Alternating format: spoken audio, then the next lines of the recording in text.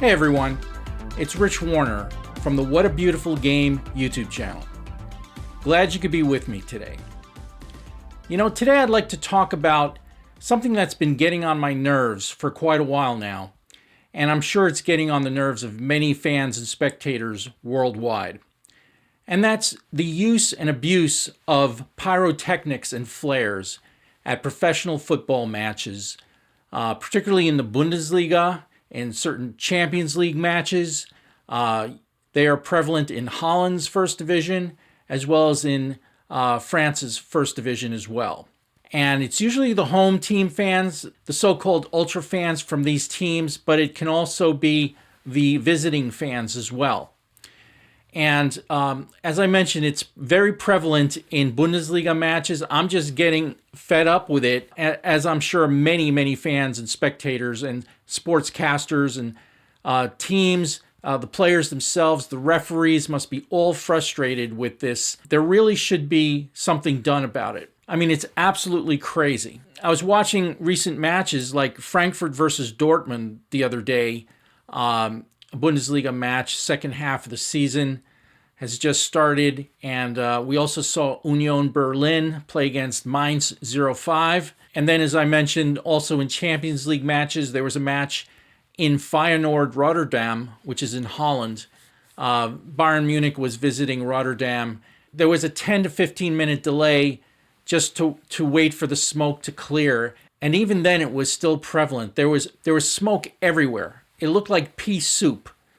And to make matters even worse, it was a very rainy day or evening, and the smoke just didn't want to dissipate. So it really clogged up not only the viewing, but more importantly, the breathing must have been really challenging for most of the players and fans and spectators and coaches and the officials. Now, to put this in some perspective, the EPL, the English Premier League, as well as Serie A and La Liga in Spain, have prohibited the use of pyrotechnics in stadiums, most likely because there were many dangerous situations that unfolded over the years, and spectators having to go to hospital to get treated. The breathing must be just impossible under such circumstances. So pyrotechnics and flares are no longer permitted into the stadiums in those first divisions that I mentioned, but they're still prevalent and permissible in certain Champions League countries, namely Germany and Holland at this point. And to put things in even greater perspective, pyrotechnics are completely outlawed in the United States professional leagues, in stadiums. In the NFL, that's the American Football League, the Major League Baseball League, for example, and certainly enclosed stadiums and arenas. Pyrotechnics are really harmful. They contain noxious fumes, such as carbon monoxide, which is, of course, poisonous gas. If you breathe that too long, you die. Sulfur dioxide, which is a gas with a pungent smell that can cause respiratory problems and aggravate conditions such as asthma and people with cardiac conditions as well. Then there are other chemical gases such as nitrogen oxides, which are gases that can cause respiratory problems as well, and they contribute to the formation of smog and acid rain. Finally, there are heavy metals in the pyrotechnics and the fireworks, such as lead, which, as you know, is toxic and can lead to long-term health effects like damage to nerve tissue and brain tissue. Then there are the burns and injuries that can result from just igniting these things and setting these things off, because often we're talking about amateurs and not professional firemen who are hired to set things off at 4th of July events and things like that. These are just your ordinary local people trying to get some jollies out of these flares and smoke bombs and pyrotechnic devices. There's also the issues of hearing damage. When you set these things off, they're very loud and they have explosive reverberations, which can cause damage to hearing. And finally, there's also the issue of crowd disturbance. because many spectators who are very sensitive, they freak out and they panic, and they just want to head for the exits, and then this can cause stampedes and just an overflowing of crowd movement, and people can literally get crushed in such panic events and stampedes. So there's also that to consider as well. There are many instances of spectators, both young and old, who are particularly vulnerable. There was a case of a young boy from Liverpool at a Liverpool match who had to be rushed to the hospital in an ambulance because he suffered a panic attack and had difficulty breathing. And shortly after that event, in a series of events like that, the EPL, the English Premier League, finally decided to clamp down and prohibit pyrotechnics, smoke bombs, and flares from entering the stadium.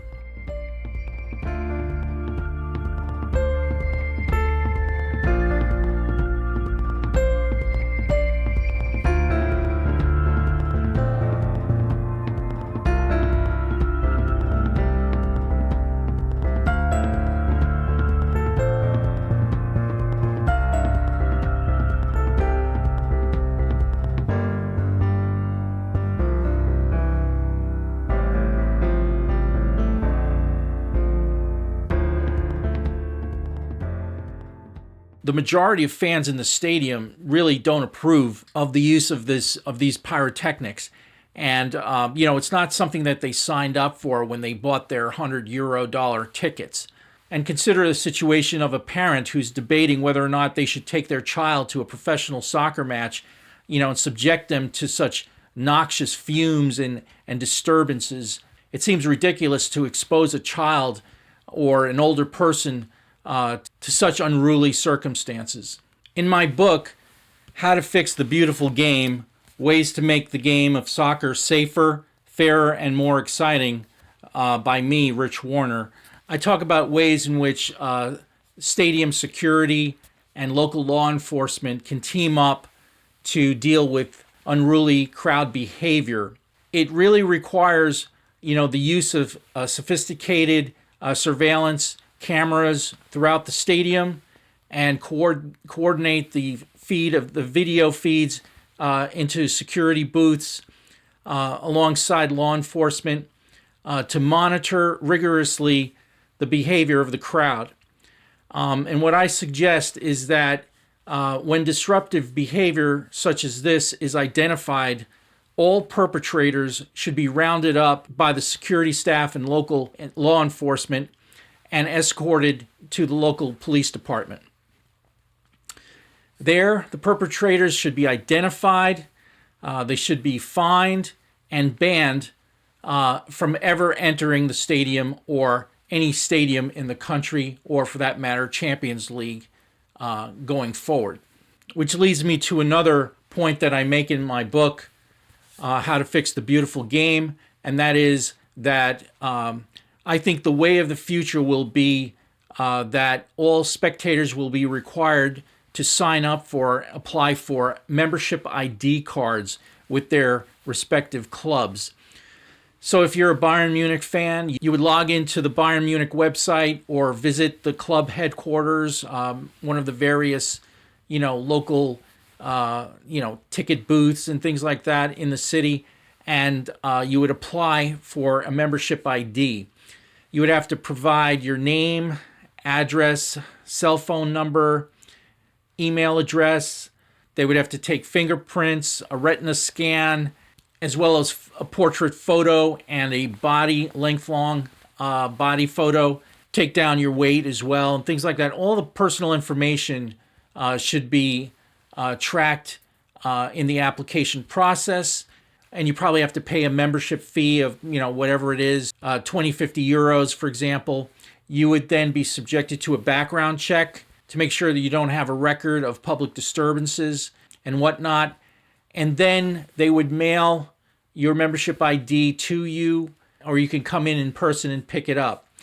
But from that point on, fans should be required to swipe this membership ID card through the turnstiles. And they should also be subjected to a check fingerprint, retina, even vocal identification as well. Your membership dues have to be up to date. Let's say you bought 6 tickets for the season or something. That would all be on the membership ID. And then, it would also give you certain credit card benefits, like you could buy merchandise from the club as well. All of this on a card, on a chip. But most importantly, it'd be used for tracking your behavior and making sure that you're a law-abiding, unruly type of a fan. And you're not going to go about, setting these flares and smoke bombs and fireworks in the stadium, for example, or do anything else that's disruptive to the enjoyment of the game. So it seems to me that the technology is there. Why don't we use it to maintain order and a sense of control when we attend public events such as this? I mean, you got to consider some of these stadiums have as many as 80,000 people in there. You can only imagine the raucous that can be created when something really unruly causes a panic to occur. So why don't these top leagues that I mentioned, the Bundesliga, Holland, France, why is it that in Germany, the Bundesliga permits the use of pyrotechnics? Is it that the government wants to secure certain freedoms to radical groups, their right to freedom of expression, in an effort to give them an outlet to voice their angers and frustrations so that they don't do anything else that's destructive in society? I don't know the answer to that question, but for whatever the reason, even the right to freedom of speech and expression has its limitations in civilized societies. Now here I'm going to get a little bit political, philosophical here, because I happen to have studied political science in college. That was my major. And so I'm very interested in ethical questions. Maybe that's the reason why I became a referee for many years. If we're talking about the state of nature, for example, say 10,000 years ago, before there were forms of government similar to what we have today in today's societies, obviously there is no rule of law. It's simply going to be power and strength that dominates and wins and ensures survival. But as you know, throughout the ages, throughout ancient Greece and certainly thereafter, particularly the philosophers from France and from England in the 1700s, they started to seriously take a look at the benefits of creating a civil society with rule of law to protect the rights of the, let's say, the less strong physically. So the bottom line is that in a state of nature, there are no rules, no freedoms that are secured and protected by government. No, we're talking in this case about civilized societies that have the rule of law, and the rule of law is designed to protect the freedoms of everybody in society.